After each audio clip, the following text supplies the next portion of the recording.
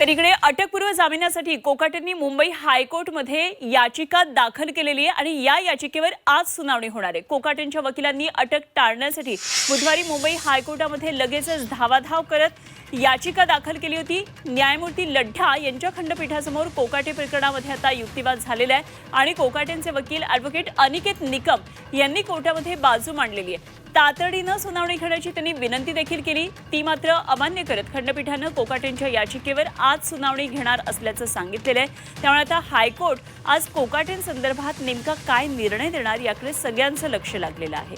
कोकाटे एक लीलावतीमध्ये सध्या दाखल आहेत, त्यांच्यावर उपचार एकीकडे सुरू आहेत तर दुसरीकडे हायकोर्टमध्ये त्यांच्या संदर्भात काय नेमकी आज सुनावणी होती हे पाहावं लागेल।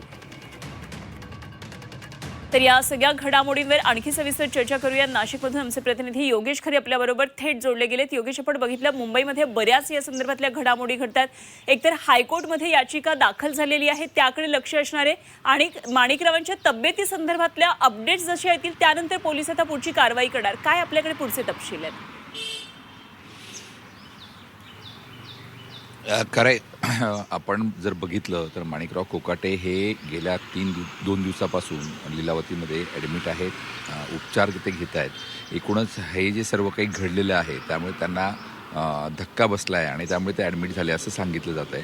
मात्र एकूणच जर आपण बघितलं तर अटक टाळण्यासाठीचा हा प्रयत्न आहे असंही म्हटलं जातं आहे। तर दुसऱ्या बाजूला ज्यावेळेस ते लीलावतीमध्ये दाखल झाले त्याच्या आधीच त्यांनी उच्च न्यायालयामध्ये आपल्याला जो काही शिक्षा झालेली आहे त्या संदर्भात स्टे मिळवण्याचा प्रयत्न केलेला आहे आणि त्याचं अपील दाखल करण्याचा प्रयत्न हा उच्च न्यायालयात केला आहे।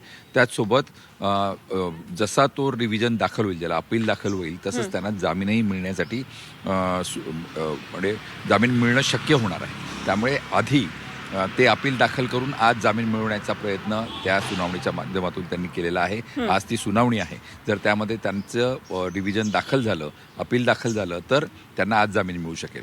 दुसऱ्या बाजूला जर आपण बघितलं तर त्यांच्या तब्येतीच्या बाबतीमध्ये शहर पोलीस पूर्ण खबरदारी घेत आहेत। कुठलाही अडचण निर्माण होऊ नये या दृष्टिकोनातून त्यांनी लीलावती प्रशासनाला त्याबाबतची माहिती दिलेली आहे।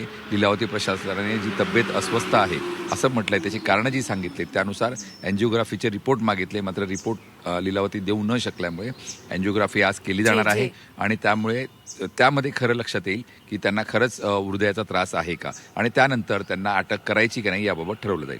मात्र ही संपूर्ण सोपस्कार पार पडता सुनावणी पूर्ण होईल असं दिसून येत आहे। योगेश, धन्यवाद दिलेले आहे सगळ्या सविस्तर तपशिलांसाठी। वेळोवेळी चर्चा करूया, आणखी माहिती जाणून घेत राहू। तुर्तास धन्यवाद। योगेश खरे आमचे नाशिकमधले प्रतिनिधी आपल्याबरोबर होते।